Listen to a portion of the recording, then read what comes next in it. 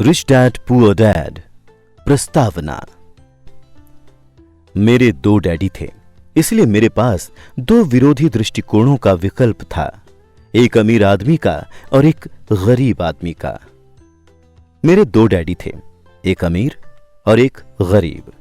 एक उच्च शिक्षित और बुद्धिमान थे, वो पीएचडी थे और उन्होंने 4 साल का पूर्व स्नातक पाठ्यक्रम 2 साल में ही पूरा कर लिया था।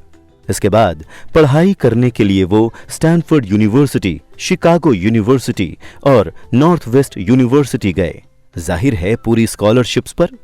दूसरे डैडी कभी 8वीं भी पास नहीं कर पाए। दोनों ही डैडी अपने करियर में सफल थे। दोनों ने ही जिंदगी भर कड़ी मेहनत की। दोनों ने ही काफी पैसे कमाए, लेकिन एक हमेशा आर्थिक परेशानियों से जूझते रहे और दूसरे आगे चलकर हवाई के सबसे अमीर लोगों में से एक बने। एक अपनी मृत्यु के समय अपने परिवार, परोपकारी संस्थाओं और चर्च के लिए करोड़ों डॉलर छोड़ गए, तो दूसरे ने अधूरे बिल छोड़े जिनका भुगतान बाकी था। दोनों ही डैडी शक्तिशाली, करिश्माई और प्रभावशाली थे। दोनों ने ही मुझे सलाह दी, लेकिन उन्होंने एक जैसी चीजें करने की सलाह नहीं दी। दोनों ही शिक्षा पर बहुत जोर देते थे, लेकिन उन्होंने अध्ययन के लिए एक जैसे पाठ्यक्रम की सलाह नहीं दी। अगर मेरे सिर्फ एक ही डैडी होते तो मैं या तो उनकी सलाह मान लेता या फिर उसे ठुकरा देता। दो डैडी होने से मुझे विरोधी दृष्टिकोण का विकल्प मिला, एक अमीर आदमी का और दूसरा गरीब आदमी का।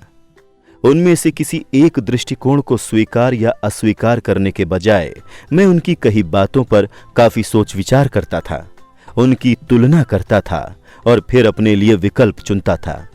समस्या ये थी कि अमीर डैडी उस वक्त अमीर नहीं थे और गरीब डैडी उस वक्त गरीब नहीं थे। दोनों ही अपना करियर शुरू कर रहे थे और दोनों ही आर्थिक व पारिवारिक क्षेत्रों में संघर्ष कर रहे थे, परंतु पैसे के बारे में उनके दृष्टिकोण बहुत भिन्न थे। मिसाल के तौर पर एक डैडी कहते थे, पैसे का प्रेम ही सारी बुराई की जड़ है, तो दूसरे डैडी कहते थे, पैसे की कमी ही सारी बुराई की जड़ है। दो शक्तिशाली डैडियों की अलग अलग सलाह से बचपन में मुझे बड़ी उलझन होती थी। मैं एक अच्छे बेटे की तरह उनकी बातें सुनना चाहता था और उन पर अमल करना चाहता था। दिक्कत ये थी कि दोनों डैडी एक सी बातें नहीं कहते थे। उनके दृष्टिकोण में जमीन आसमान का अंतर था, खास तौर पर पैसे के संबंध में। इससे मैं बहुत चकराता था, लेकिन मेरी जिज्ञासा जाग गई। मैं काफी समय तक सोचता रहता था कि उनमें से किसने क्या कहा और क्यों कहा। अपने खाली समय में अधिकतर मैं इसी बारे में विचार करते हुए खुद से यह सवाल पूछता था, उन्होंने ऐसा क्यों कहा? फिर मैं दूसरे डैडी की कही बातों के बारे में भी यही सवाल पूछता था। इसके बजाय तो यह कहना ज्यादा सरल होता, हां, उनकी बात बिल्कुल सही है, मैं इससे सहमत हूं, या यह कहकर उनके उस दृष्टिकोण को नकार देना भी आसान होता। उन बुजुर्ग इंसान को पता ही नहीं है कि वो क्या बोल रहे हैं। मैं दोनों डैडियों से प्रेम करता था, इसलिए मैं सोचने के लिए विवश हुआ और अंततः मुझे अपने लिए सोचने का तरीका चुनने की खातिर मजबूर होना पड़ा।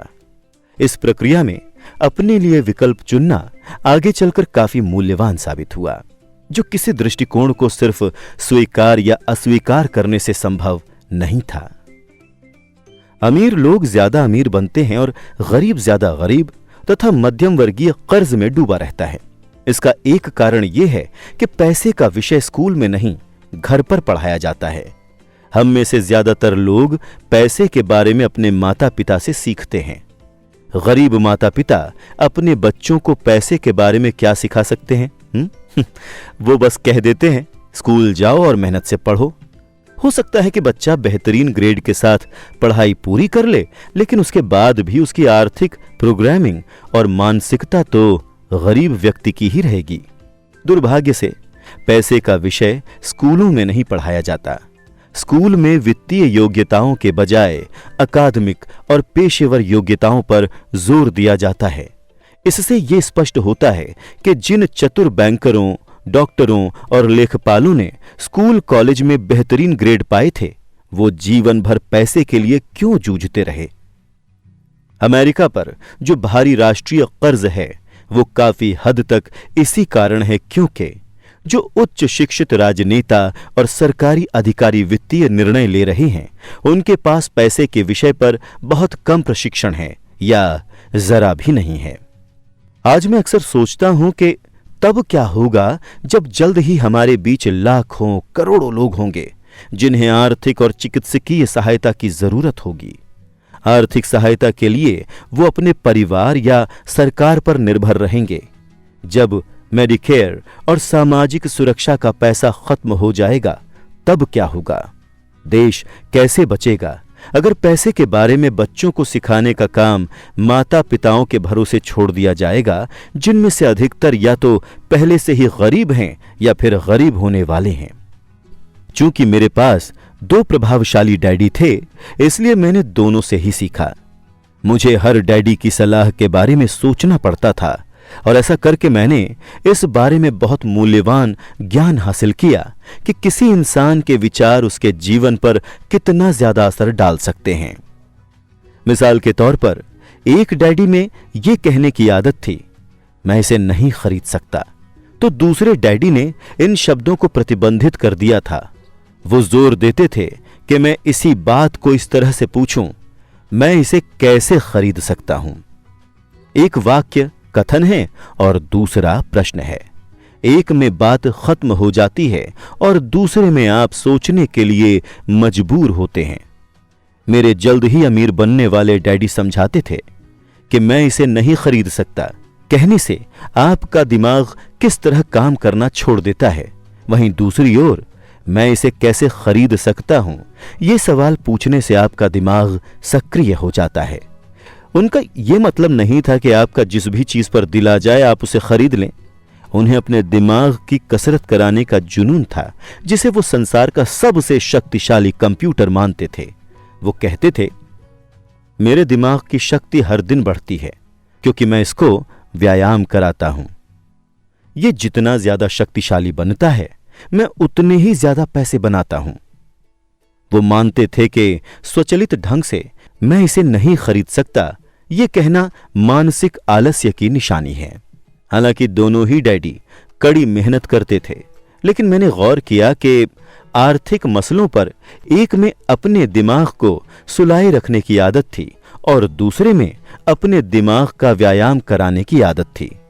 इसका दीर्घकालीन नतीजा यह निकला कि एक डैडी आर्थिक दृष्टि से ज्यादा शक्तिशाली बनते चले गए और दूसरे ज्यादा कमजोर होते गए।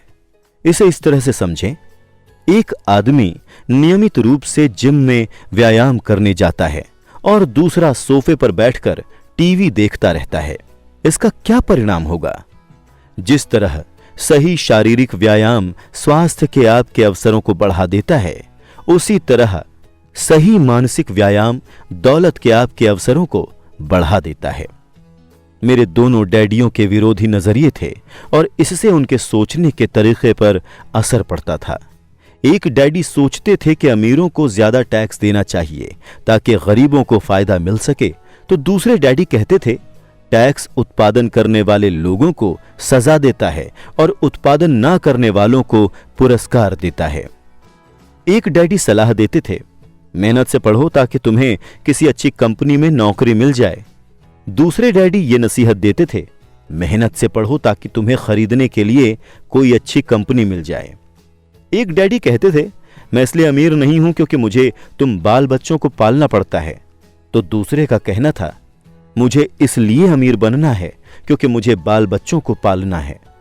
एक डैडी डिनर टेबल पर पैसे और कारोबार संबंधी बातें करने के लिए हमेशा प्रोत्साहित करते थे, जबकि दूसरे डैडी ने भोजन करते समय पैसे संबंधी बातचीत पर प्रतिबंध लगा रखा था।